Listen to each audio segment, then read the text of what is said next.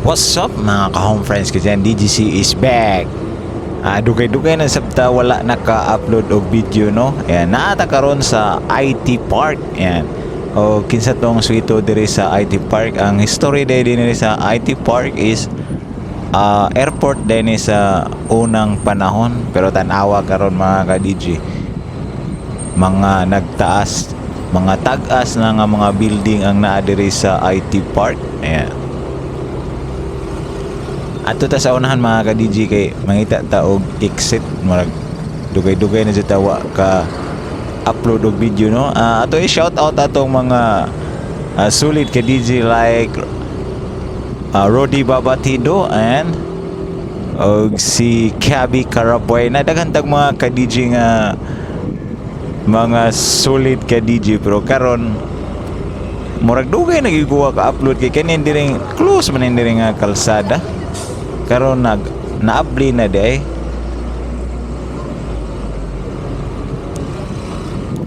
nana day agianan diri mga kadisaw na close ni dito pa ko sa unahan mo tuyok yun dito sa may Mandawi Pom karon is diri na dili na kayo layo ang tuyukan dugay-dugay na jud ko mga ka-DJ nga wala naka-upload.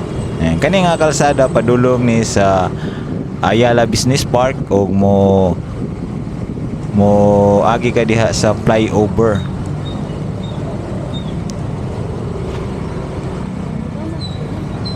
Ayan. Naay flyover diri sa unahan pero dili ta mo adto Ayala diri ta o pa mabulo ta. Pa mabulo. Ayan. Nanapoy King Pata deo.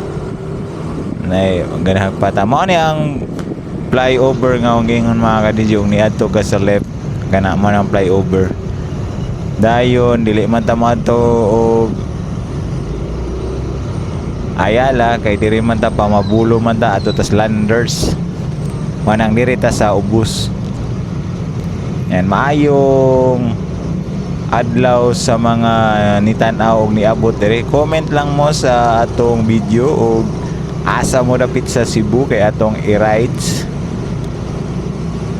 Yan. Mao ni ang flyover nga naa sa TESDA. Amo sa ni nga lugar mabulo na baning dire or Barriulos. Yan, comment lang sana kahibalo.